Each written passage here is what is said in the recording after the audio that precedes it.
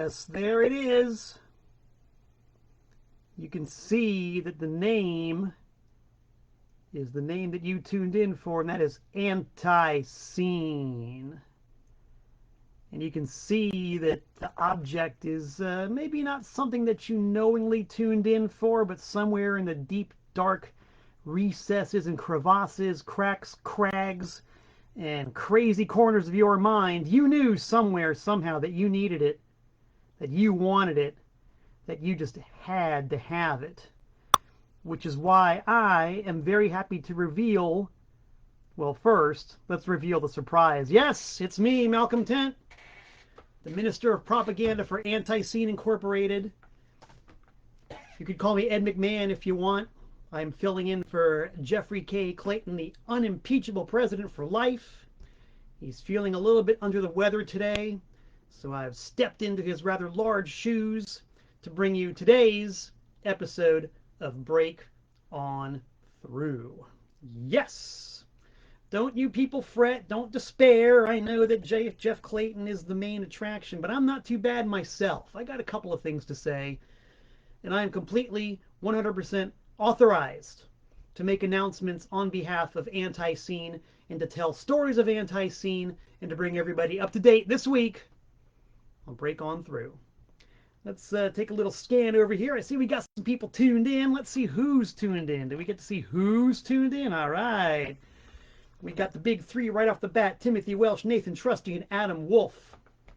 Sup, dudes? Good to have you here. Mark Deal. Hello, Mark Deal.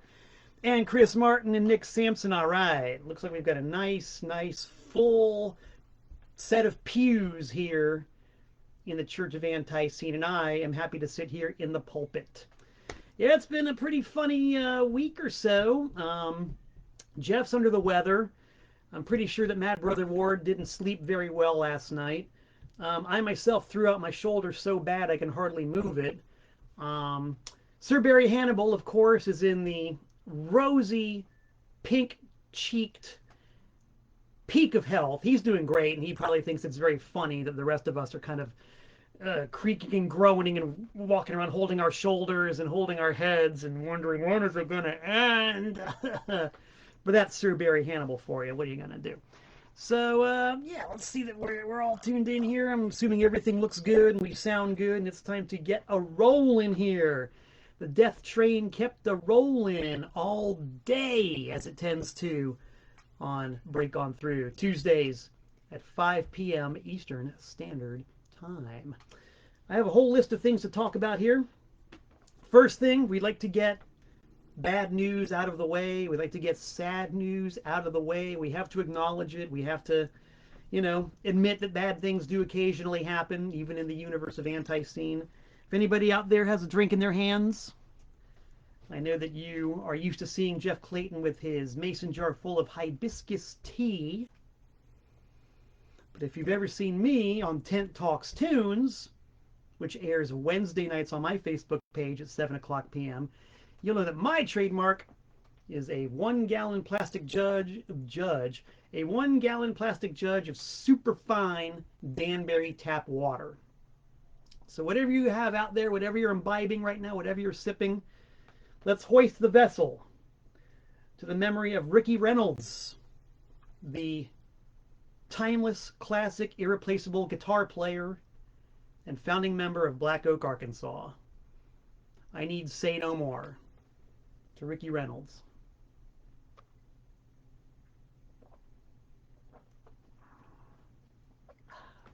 And while we're at it, a toast to all of us who are here now. It's good to be here, and it's good to be now.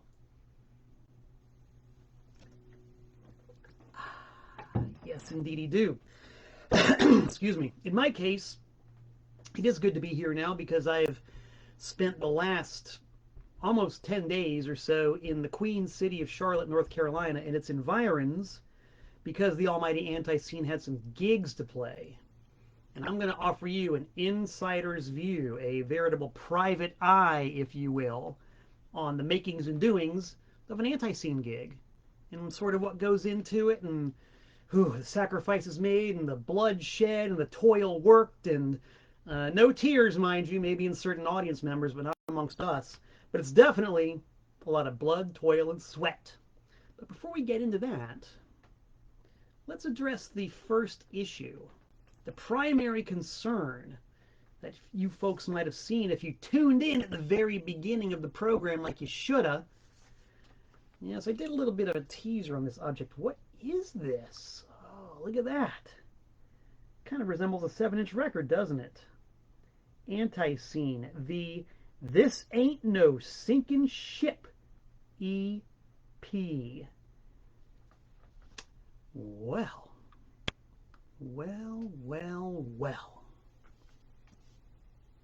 Look at that. It looks pretty good, doesn't it?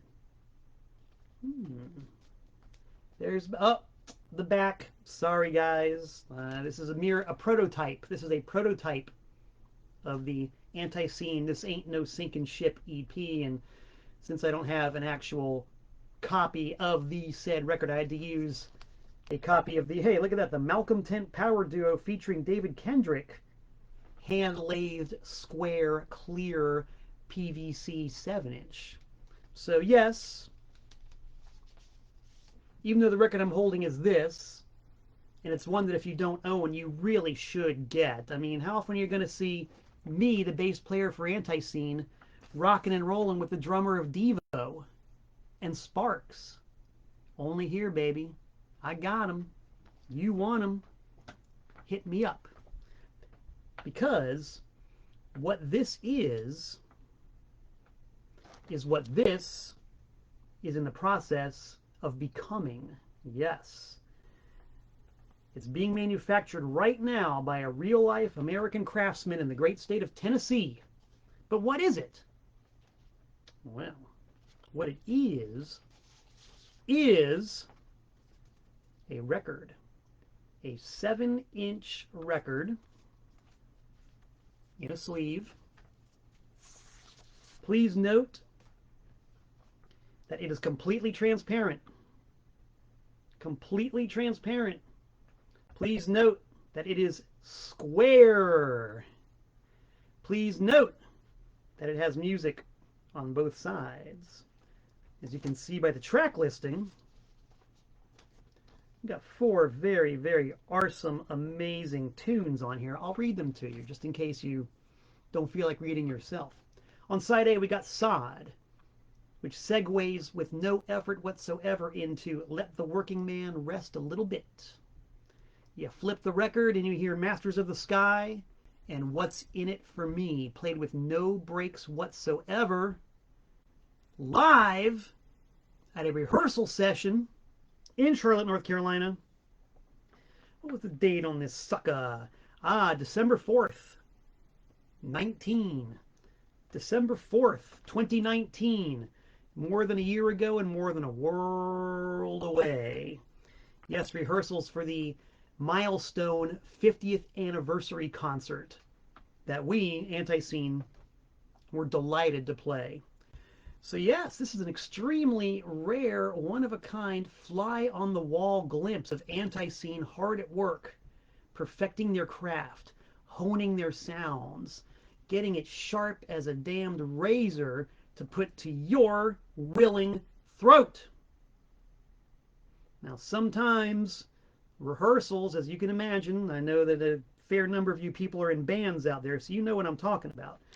Rehearsals, sometimes they can be dodgy affairs. You're trying to learn the songs, you're trying to work on the arrangements. Maybe somebody's got a bit of a frog in their throat, or maybe, some rust in the joints. So you're rehearsing these songs, and, maybe the first couple passes don't sound so good. But, if you know what you're doing, if you're a band and you're worth your salt, there's that one magic moment before the actual gig where everything just coalesces. Like the Big Bang Theory in reverse. It all comes together. And December 4th, 2019 was one of those rehearsal sessions for the almighty ANTiSEEN. We were rocking it, we were rolling it, and we were nailing it, baby. We were hitting it hard. It felt so good. It almost felt as good as a gig. Because you've got all 4 dudes in the studio. You're cranking at top concert volume. You've already gotten the shitty rehearsals out of the way, and now you're talking turkey here, baby. And I don't mean turkeys. I mean like a big fat Thanksgiving butterball, baby. That's what we were carving up and gorging ourselves on at this rehearsal. It sounded so good.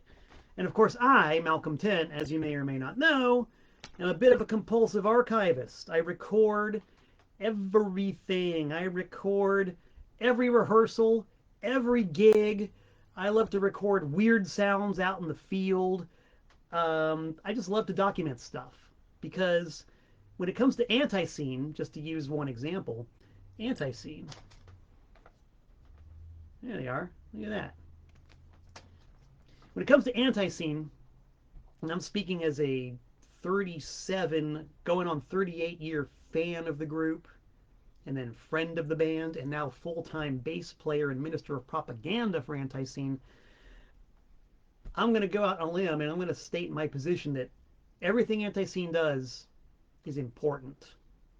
It's all important, and it should all be preserved, which is where I have my humble little offering towards preservation. I'm kind of like a one-man Village Green Preservation Society, traipsing around this great planet of ours with my various recording devices. And I set them up at ANTiSEEN rehearsals.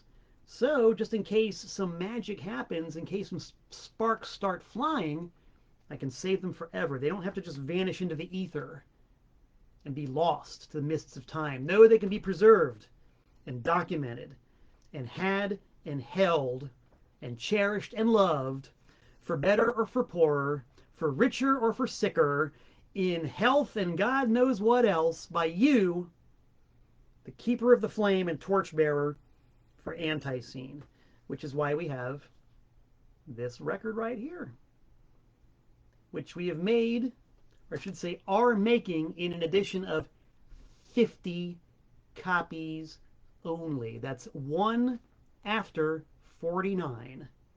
That's 48 plus 2. That's 25 times 2. That's 1 plus 49. We're making 50 of these suckers. 5, 0. Where's that 0, 5? I don't know. The camera's backwards and I'm dyslexic anyway. So it's 50 for sure. 50. And they are only available via pre-order right here on Break On Through. It's the only place you're going to get it. They're not going to be on Discogs, at least not our offering. They're not going to be on eBay, not from us anyway. You can only get them right here directly through Break On Through. And it is first come, first served. You have to act immediately to get your copy of This Ain't No Sinking Ship. How do you do it? It's very simple. You don't make a comment. In fact, let's scroll down a little bit and see who's commenting on this. We got a lot of people, man. People from Australia, New Zealand, Interstate 65. Oh, I'm sorry to hear that. We got a lot of people walking here. Okay, see, here you go. Chris Martin wants one. Nathan Trusty wants one. Tom Martin wants one. That's great. You guys all want one. I can't blame you. You have exquisite taste. The very fact that you're tuned in right here, right now to Break On Through is testimony to your exquisite taste. And I salute all of you. I salute you. I will reach down with my extremely painful right shoulder. Ugh. I don't even know how I threw the damn thing out. I think I slept on it wrong. How's that for unglamorous? I will take my extremely painful right shoulder and painfully hoist my jug of Danbury Tap and salute you in your exquisite taste, gentlemen. And ladies, if you're watching, ladies, feel free to chime in. It's not just boys fun around here. Everybody is welcome at an ANTiSEEN event.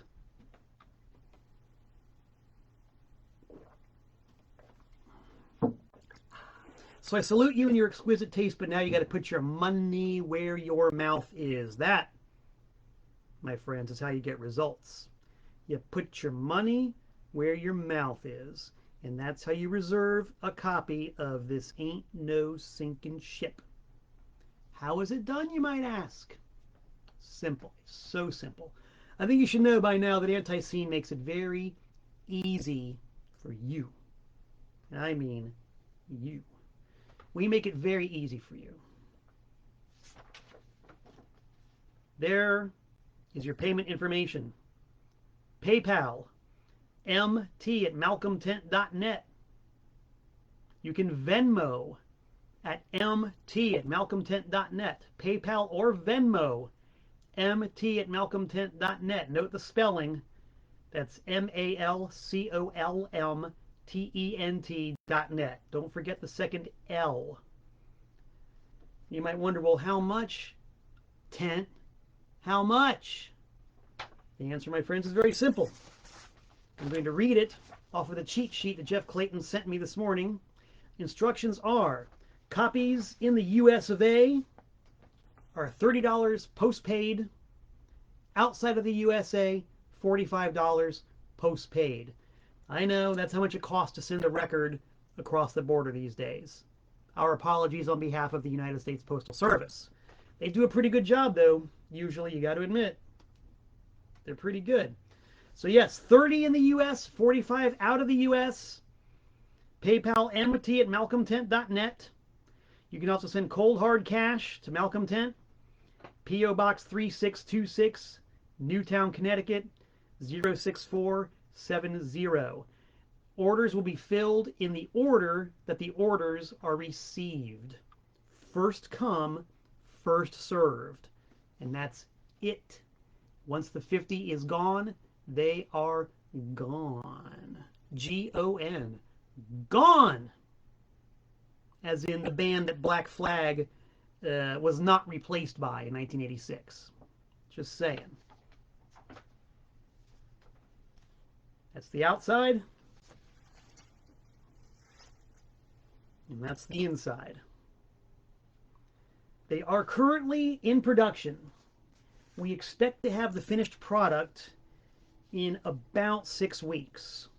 The thing about these hand-lathed records is they are cut in real time. They are not pressed like a regular vinyl pressing is.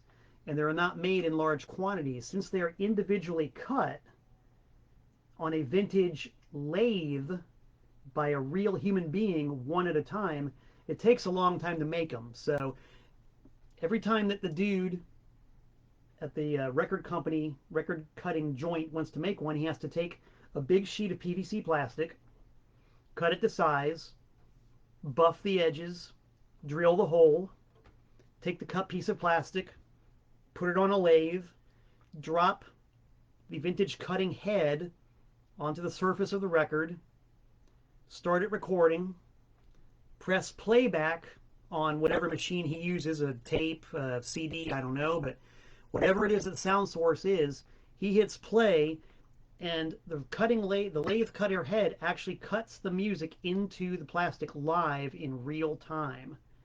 And when it's done, the dude picks up the needle, drops it in its place, takes the record off the turntable, puts it in an envelope, and starts on the next one. He does that over and over and over again until every single one of them is made.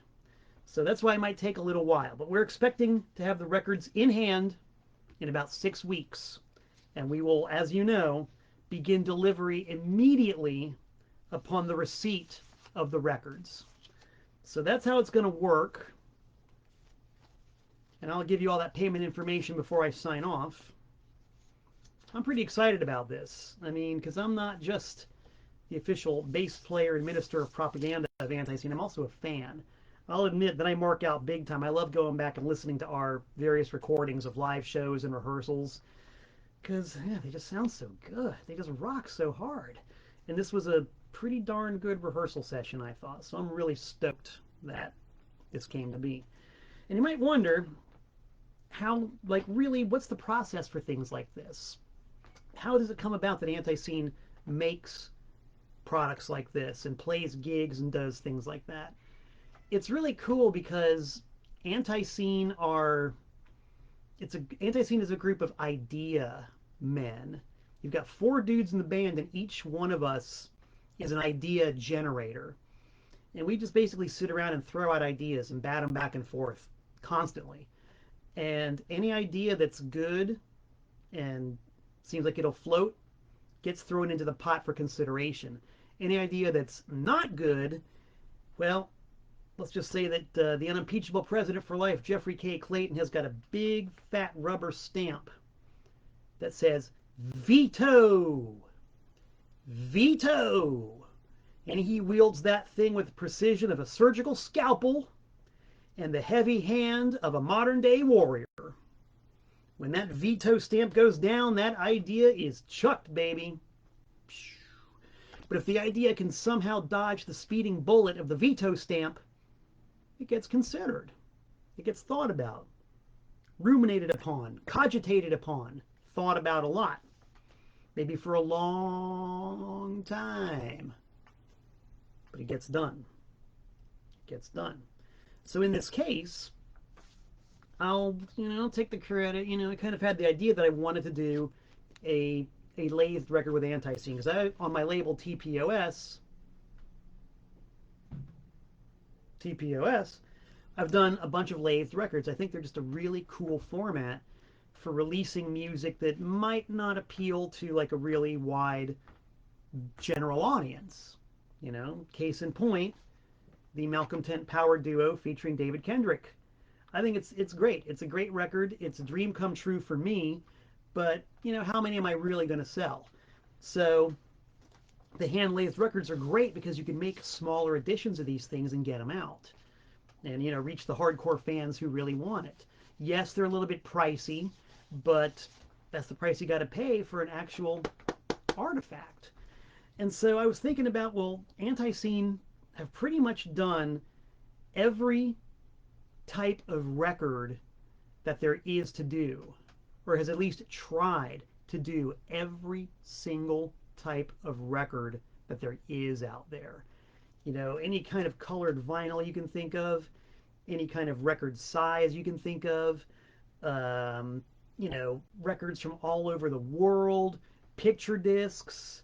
I've always seen that, from my understanding, to be sort of a goal, to do every kind of record possible. And ANTiSEEN has certainly done a lot. Oh my God. ANTiSEEN has done a lot.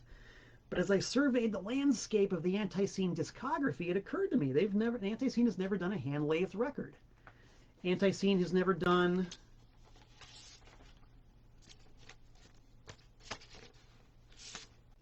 a square record. ANTiSEEN has never done, to the best of my knowledge, a clear record. And I'm sure that plenty of you all out there in the internet research team will correct me on that. But as far as I know, ANTiSEEN has never done a clear record, like completely transparent. If anybody can correct me on that, please feel free to post. I'm curious, because that means that I'm missing that record from my collection, and I need to get on that. So why not kill three birds with one stone? Why not do a hand-lathed record that is square and clear and contains some really badass tunes that the super-duper hardcore fans would want to hear? So, as happens quite often, I pitched the idea to Jeff Clayton, and in this case, the veto stamp did not come out. No veto stamp. Clayton said, I like it. Now, Dylan Dorsey has just dropped a message to us saying, can I get two? Can I get two?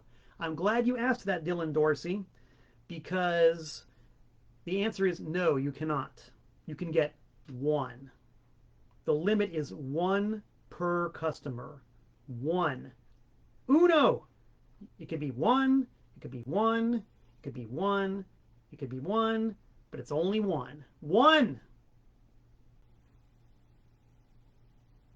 If for some reason you sent money for more than one, well, gee, we could send you a refund for the excess.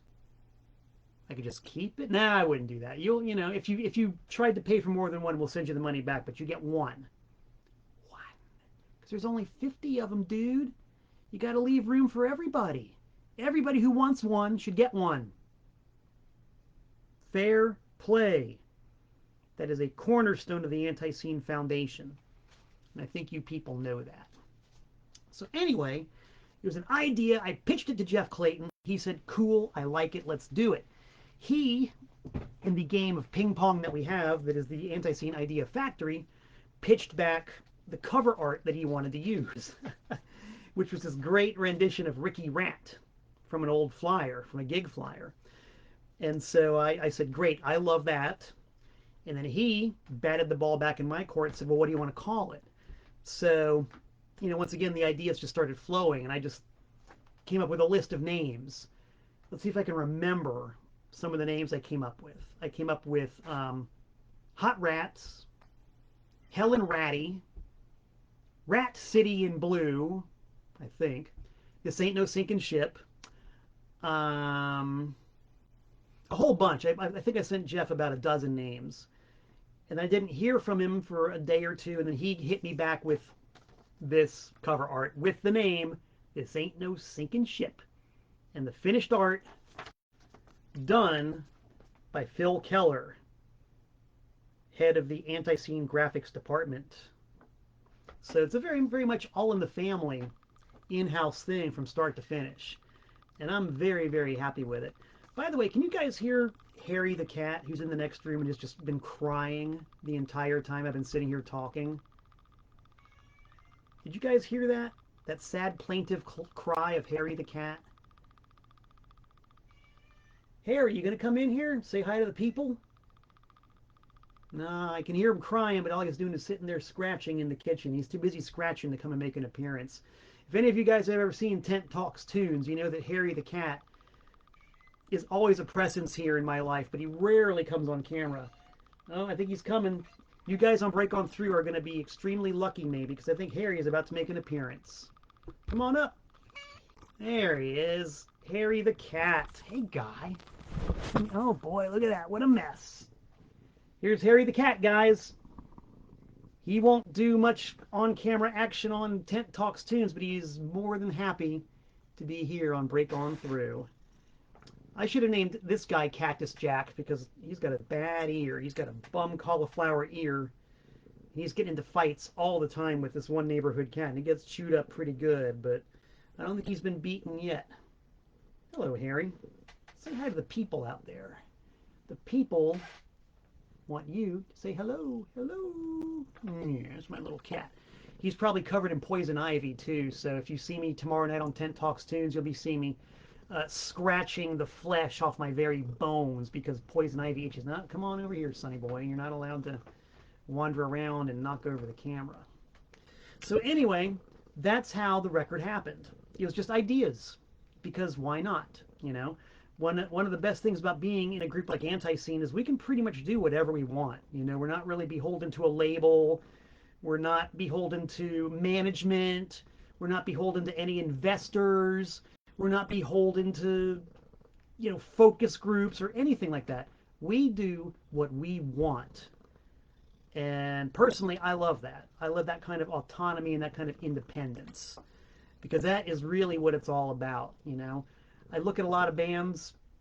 I've been on the bus and I've talked to a lot of people in like really big bands, and by and large, it's really cool. But there's many, many headaches involved because of what I just mentioned earlier. You've got labels who think that you work for them. You've got managers who think that you're supposed to make them money and not vice versa. You've got any number of people who think that you work for them as a band. No, no, no, no, no, no. Record companies, managers, booking agents, they work for the band. All right? That's the way that goes. They work for the band. And we in ANTiSEEN, when we're not cuddling with our cute little kitties, work for ourselves. And it's a very, very nice position to be in. And I enjoy it very much. And Harry, you were just hogging the camera, and you were just totally going to bogart all the action here. People are going to be looking at how cute and cuddly you are and ignoring me. So I'm going to chuck you on out of here, fella. I love you, little guy, but we'll have to do this later, okay? Go on, dude. Go start a fight somewhere with one of the neighborhood cats. And keep winning, okay? Thank you. Brad Mullins asks if he can play these as many times as you want. Yes, you can. These records are playable as often as you want, just like a regular vinyl record. Now, you got to keep in mind, the sound quality is not 100% of a regular pressed vinyl record. It's about 85-90%. And Derek Giles has tuned in and says that his Mad Brother Ward hand-lathed record sounds good as fuck. And Derek Giles is a man who knows, and I was very happy to finally meet Derek Giles in person at our recent gig in Spartanburg, which is an awesome gig. And since Derek mentioned it, I might as well mention that I have three left of the Mad Brother Ward hand-lathed single that was made in an edition of 43 using all original packaging from the original release back in 1990 whatever. I got 3 left. So if any of you people want one, hit me up directly and we'll talk. You might be able to make a combination deal. I'll send you one of these with one of these ANTiSEEN records when they come through. All you got to do is pay me more money. It's so simple. It's so simple. So anyway, yeah, that's it. You know, we're a completely autonomous, self-sufficient band, and we do what we want. So we just wanted to do this, and now we've done it. So my mania for documentation and recording stuff and saving history is satisfied. You, the fans, are satisfied. Our bottom line has helped out a little bit. It's like, it's just win, win, win, win, win. So thank you, everybody. I see a whole bunch of you have said that you're going to... Callie Hellstrom says Rat City Stomp. That's not a bad alternate title. That's pretty good. Yeah, we all win. So as I mentioned earlier, ANTiSEEN recently played a couple of shows. One in our home away from home, Spartanburg, South Carolina's own Ground Zero. Ground Zero, fantastic venue, great place to play. I'm going to stretch my aching, creaking, painful shoulder down to grab the Danbury jug and drink a toast to the Ground Zero.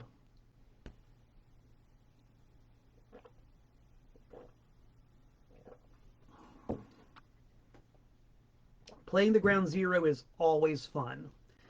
And, you know, I personally, I'm the type of dude, I don't care how many people show up. I don't care how many people don't show up. If there's somebody there, I'm going to turn the flamethrower on and I'm going to toast them. I'm going to smoke them.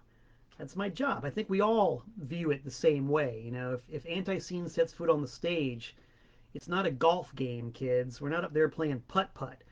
We're out there playing shoot-shoot. We're out there playing decimate. It's the way we roll, baby. And it was great. It was a great show. Yes, getting to see Derek Giles. Yes, getting to see Heather and Walt Wheat, who drove all the way from Hattiesburg, Mississippi to come to the show. Yes, it was good to see Dave Prino, who, well, he didn't come to Spartanburg, but he did come to the show in Charlotte the next night. He drove all the way down from Pennsylvania with his main woman, Caitlin. Great to meet her. It's just really, really awesome to meet all you guys in person. It's better than the internet. The internet's cool, but in person rules. And we had a good sound man. The opening bands were great. Hembre and the Satan Sisters, as always, delivered the goods. There was a last-minute addition called the Soda City Riot from my birth town, my place of birth, Columbia, South Carolina. Yes, my birth town produced a really good punk rock band called Soda City Riot, who had a cancellation. They were able to jump on the gig, and they brought it. They did a real good job, so mazel tov, you guys. So to play a show like that in Spartanburg, South Carolina, and then the next day in Charlotte, North Carolina, it involves a lot of work. Because, as you know, Mad Brother Ward, Sir Barry Hannibal, and Jeff Clayton live in Charlotte, whereas I live in Danbury, Connecticut. And if you get out your map with one of those old map rollers, it's like a pen that measures out the mileage. Don't Google it. That's no fun. Get your map roller out and roll it along the map. And you'll see that it is, I think, exactly 810 miles from my front door to the front door of the rehearsal space. So it's, you know, it might be a little bit daunting to lesser bands, but no problem, man. No problem. When the gigs come through and Clayton says we're doing them, the wheels go into motion. The band goes into action. See, I'm very lucky in many regards. because I don't work a job. My job is my record label, TPOS, and I sell used records on Discogs and at record shows and stuff like that. And I play gigs, as a professional musician. So between all that, I'm able to make my living. So it's very easy for me to say, all right, I got to be in the Carolinas on such and such date. I'll be there. I can clear my schedule. I can take down my Discogs store and take down my eBay store and just go to the Carolinas. And typically what I like to do is break the trip up into 2 days because it's a solid 13 and a half hours drive. And I don't like to go much more than 10. After 10, it becomes like hard work. And even though I work hard, I'm not into hard work. You know what I mean? I'm not into hard work. So usually what I do, in fact, what I always do, is I'll drive the first 10 hours from Danbury to Roanoke, Virginia, stay the night there at an Airbnb or something like that, and then the next day have a nice leisurely drive to Charlotte, which is the last 3.5 hours or so.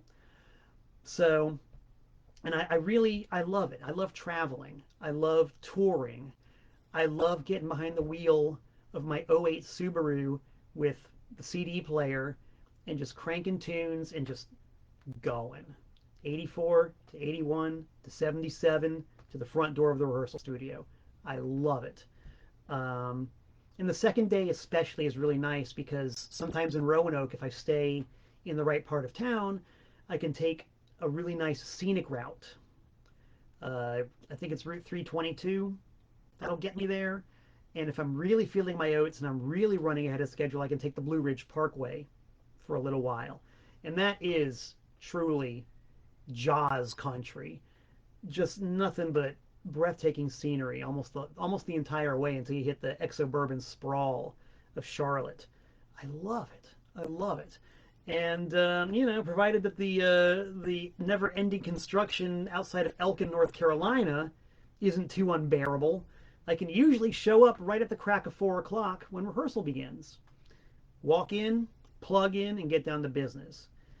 And so that's like the opening process. I drive down there, meet the guys, and we just start jamming. And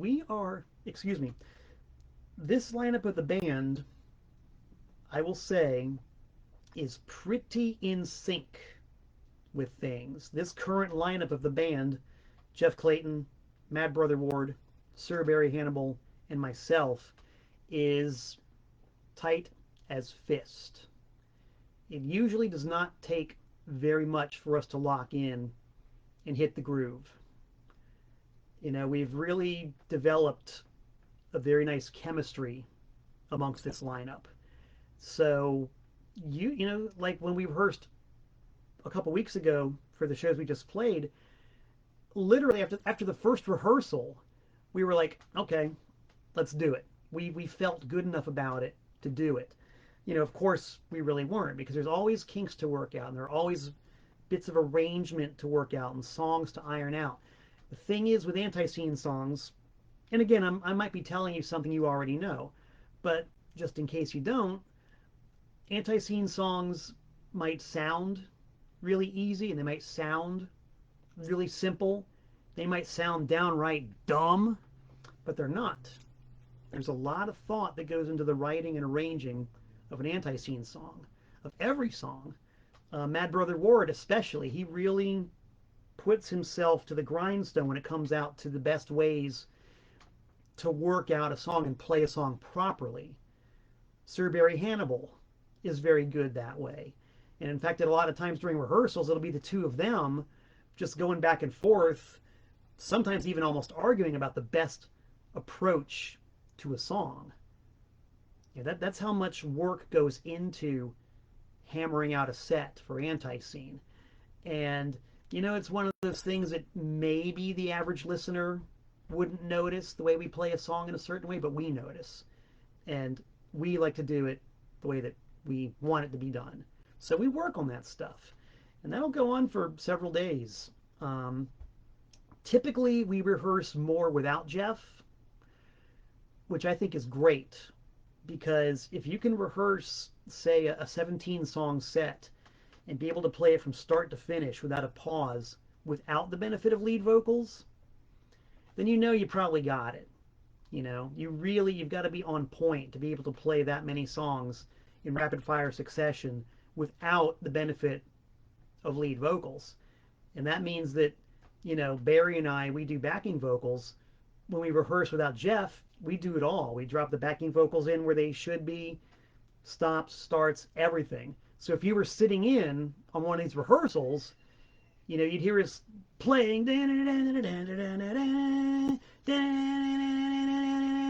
hey, ho, hey, and you probably wonder, what are these guys doing? We're doing the backing vocals without the lead vocals, baby. That's how you stay sharp. As Joe Jackson once said, you got to look sharp. You got to play sharp. You got to be sharp. And that's what we like. So we'll do that. We'll practice for several days, for as long as it takes. And everybody in the band is really good with that. If there's a certain song that somebody's not getting, usually me, we'll go over it until the song is got. And it's in the can, baby. We will do it. And then it's off to play the first show, which means just loading up the vehicles and trundling on down that long, lonesome highway to the venue. And, you know, arriving at the venue, it's like you got to go to work immediately. You got to unload the vehicles, get them into the venue, get everything on stage. Sometimes we have the luxury of a sound check. Even if not, it doesn't matter because everything's got to be set up and ready to go. There's merch to unload, merch to set up. Front door is open, people start coming in. You know, you talk to people, you hang out. We do a lot of signing. You know, we'll sign anything, we'll take pictures, whatever. It's all part of the gig, you know. There's always something to do. And then for me, really the time of the night that I dislike the most is just waiting to play. Just waiting to play. You know, and I love checking out the opening bands, or if we're opening for somebody, I love sticking around and watching them. But really, I just want to play. That's all I want to do is play. That's the only thing I want to do. So I'm kind of like chomping at the bit and just waiting to get up on stage, you know.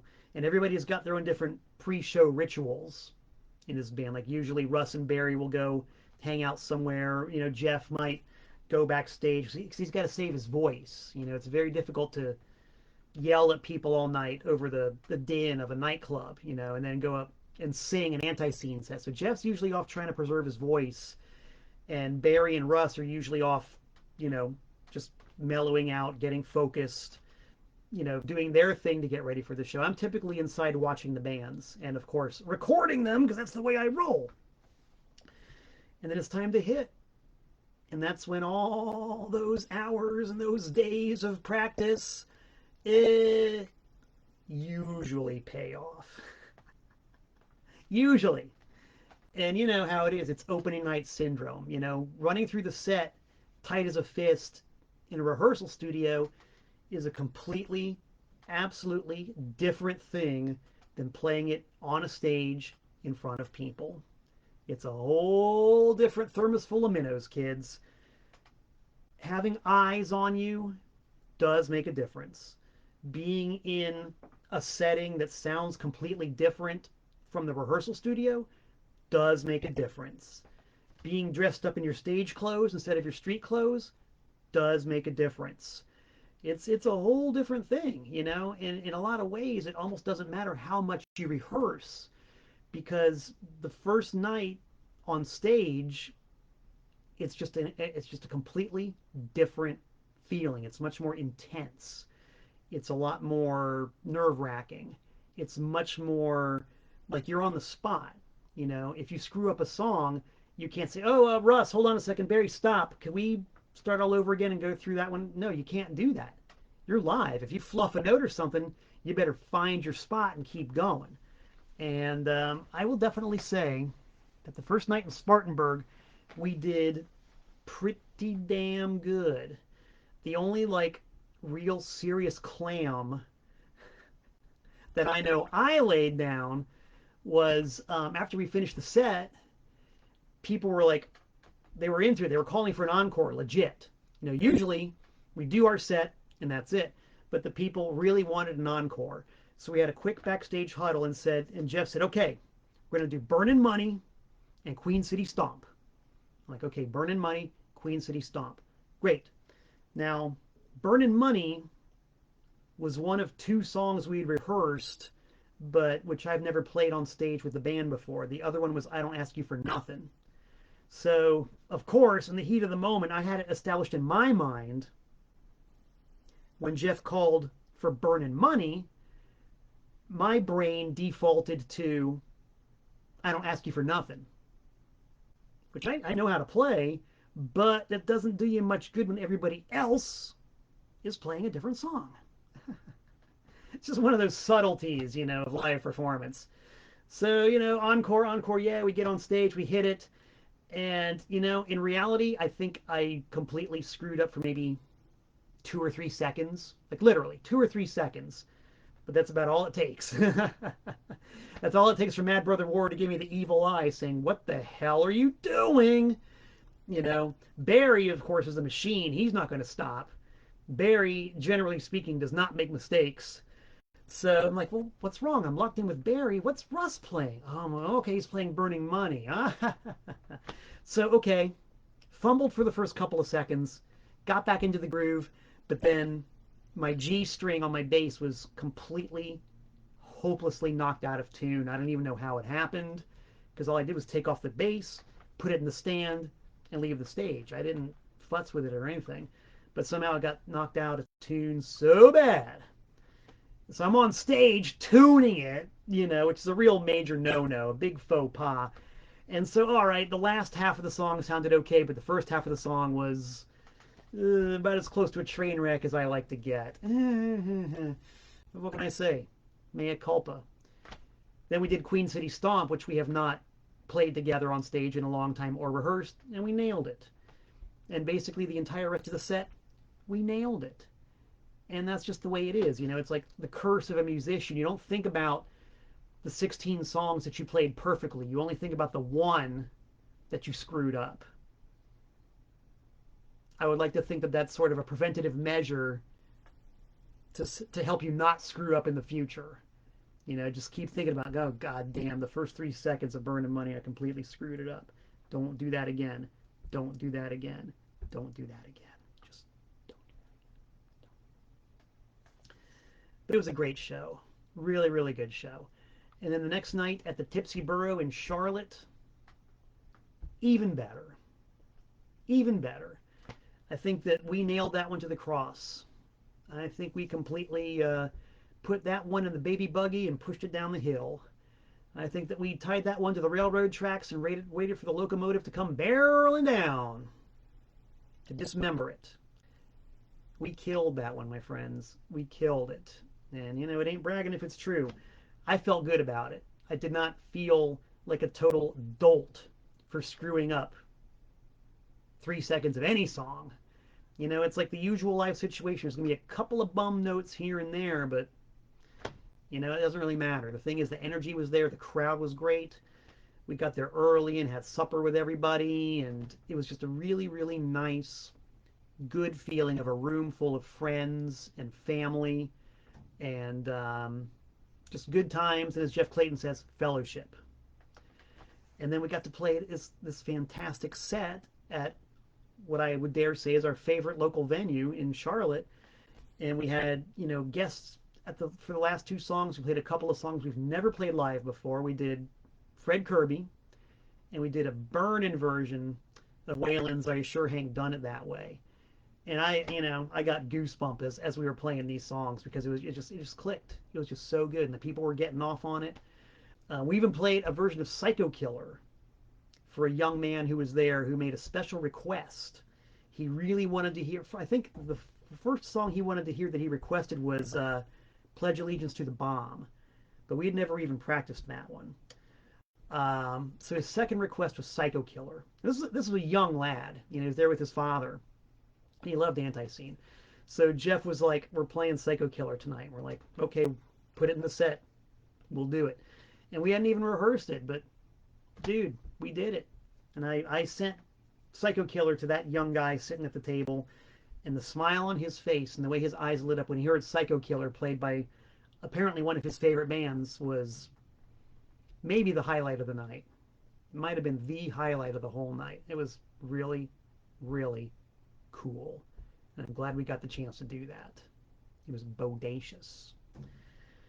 Played the show, and then, got into the super glamorous routine of things, loaded all the gear up into the vehicles, and drove everything back to the rehearsal space, and loaded everything back into the rehearsal space, and sat around the round table and talked about the show, and kind of brainstormed and bullshitted for a while, and just wound down, calmed down, chilled down, and Russ went home. I hopped in the car with Barry, because I usually stay at his pad, and we went back home, and that was the end of it.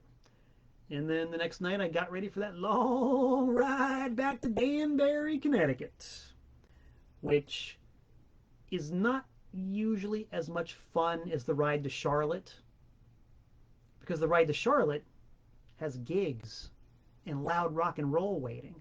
The ride back to Danbury, it's great. It's my home. Harry the cat is there, but there's no rock and roll necessarily. So it's kind of like a big unwinding. Not a letdown, just an unwinding. And that's what the trip home is all about. And so I landed here a little bit less than a week ago. I'm back in the saddle and ready for the next round of ANTiSEEN action, of which there will be some before the year is up. As Hank Sr. would say, Lord willing, and the creeks don't rise. We've got at least a couple more gigs up our collective sleeve for the year 2021. So by all means, keep an eye not only on Break On Through, but also on Tent Talks Tunes, which airs every Wednesday on my Facebook page. Excuse me. And also, do not ever forget the various YouTube channels for myself and for the almighty ANTiSEEN.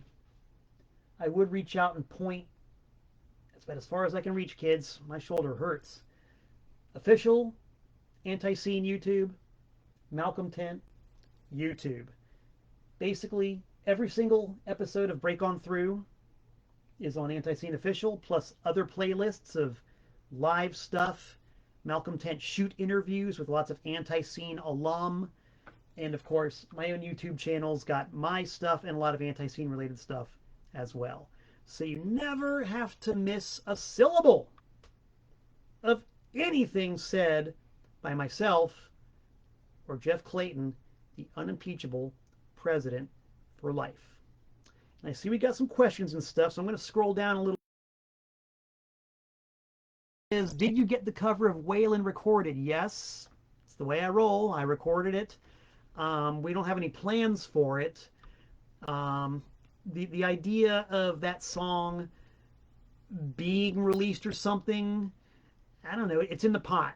It's like what I said earlier about batting ideas back and forth. It's one of those ideas that's being batted back and forth. So who knows? Maybe yes, maybe no. Maybe you'll have to come and see us play live in concert in the hopes, in the chance, in the dreams that we might do it again.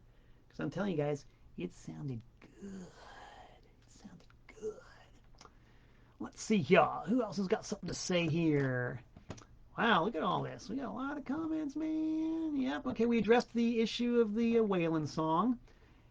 True, indeed, the spandex can be quite restrictive, but I like it. It makes me tight and stiff and rigid.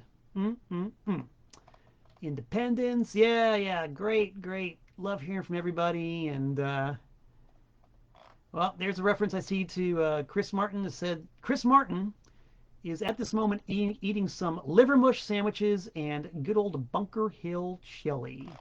Speaking as the only vegan of the band, that thought makes me puke. But I'm not going to puke on your parade. You do what you want. I will admit, and I'll say it right here, in public, on the record, that I've been in the same kitchen where some liver mush was being fried up. And speaking as a full-time vegan for the last 20 years, it smelled pretty good. It smelled pretty good. Just saying. So I'll go ahead. I'll reach down and grab the Danbury jug here and raise a toast to the very concept and the very idea of liver mush, just because it exists.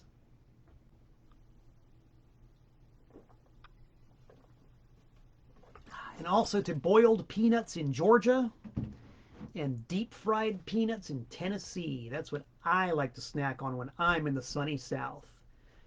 Man, those deep fried peanuts especially, God, they're good. So good. Eat them shell and all, baby. Love it. Love it. Okay, just to recap for anybody who might have missed it the first time, and or maybe if you weren't paying any attention, here is your second chance. You got the ANTiSEEN. This ain't no sinking ship.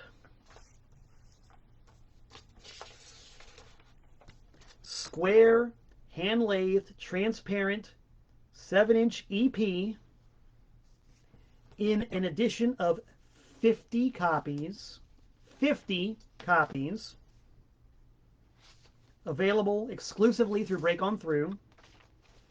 Cost is $30 each.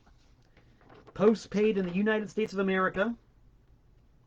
$45 each postpaid overseas. Limit 1 per customer. First come, first served. PayPal or Venmo to mt@malcolmtent.net. Make sure you get the spelling right. Or if you're going to send some cold hard cash, P.O. Box 3626, Newtown, Connecticut 06470. The disclaimer is, I like the post office. The post office rarely screws up, but if you send cash and it gets lost or something, I'm not responsible. You do that at your own risk, baby. At your own risk. PayPal and Venmo, a little bit less of a risk.